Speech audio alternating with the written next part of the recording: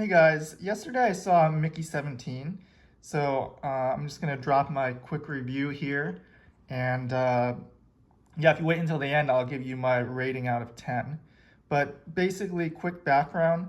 I mean, you probably already know if you're watching this video, but Mickey 17 is a sci-fi slash comedy slash social satire movie by Bong Joon-ho, who same guy who did Parasite.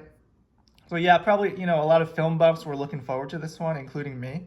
It also stars Robert Pattinson, who plays like clones of himself. Um, so I won't get too much into the plot because you probably already know it, but I'll start with like the things I liked about this movie.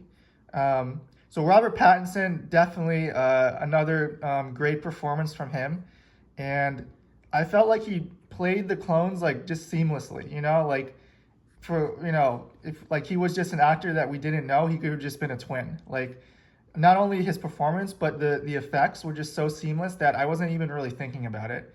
Um, and there's like moving cameras, and he's talking to himself, like even fighting with himself and stuff like that, and it just works really well. So that was impressive. Uh, the world building was really good too.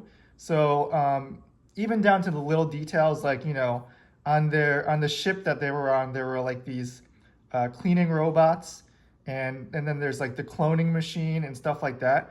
And it was just all really done in like a grounded, realistic way that like made you feel like you're just taken into this environment that he's making.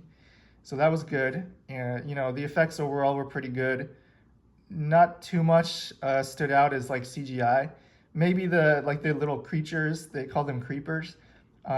Those you could kind of tell they were CGI, but overall pretty good effects. Um, yeah, okay, so to the stuff that I wasn't a fan of with this movie, um, I felt like the pacing was a little bit off. Like it could have been shorter, like maybe if you had shaved off like a half hour, it would have flowed better. And don't get me wrong, I like long movies if they're long for a reason. So like another great movie I saw last time was The Brutalist. That was really long, even had like an intermission, but that just kind of flew by for me. Whereas Mickey 17 felt like it was overly long.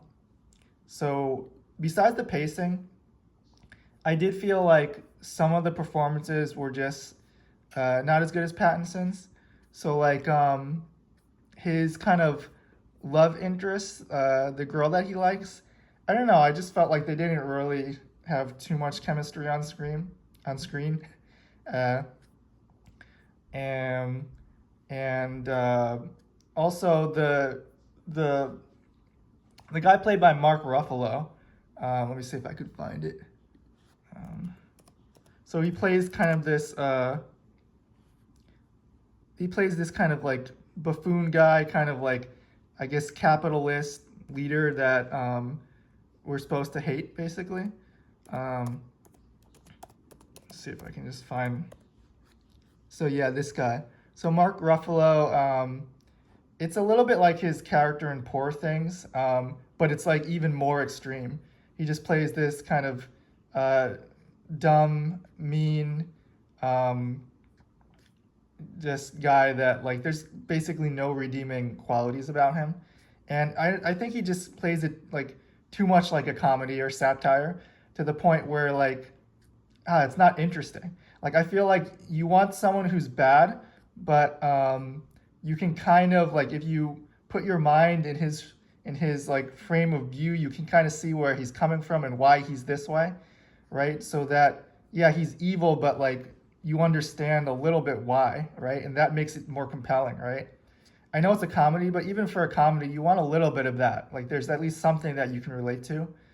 Um, Whereas this guy, he's just like a straight up like caricature, almost like a clown type of villain, right? Like just to like give an example of, an evil capitalist guy that I did think was good. So this guy, Guy Pearce in The Brutalist, great performance. At the end of the day, he was the bad guy. I don't want to spoil anything beyond that, but like there were points in the film where you kind of could relate to him, or you kind of respected him. So Guy Pearce in The Brutalist, was, good example of capitalist bad guy. Mark Ruffalo here was just, at least for me, it was too overt to even work, even in a comedy. And then, like, honestly, just copy and paste that criticism for his wife.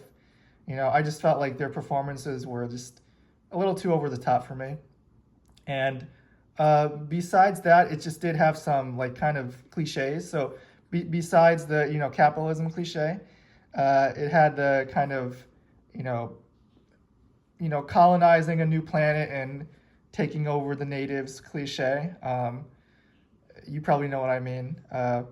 At the end of the day, like, these can all be good lessons, right? I'm not saying I'm against that, but it's just the way that it was done, I felt did feel a little bit heavy-handed and like, oh, we've seen this before many times. But yeah, just to end on a positive note, this was a super unique movie, and it looked really good in IMAX. And at the end of the day, it was really entertaining and it had a lot of funny moments. So I would say if you're a film fan, you should see this. But I was hoping it would be even a little bit better. And my final, I guess, review out of 10 for Mickey 17 would be 6.5 out of 10. So yeah, let me know in the comments if you think that's low or if you agree with some of the points I made. Thanks.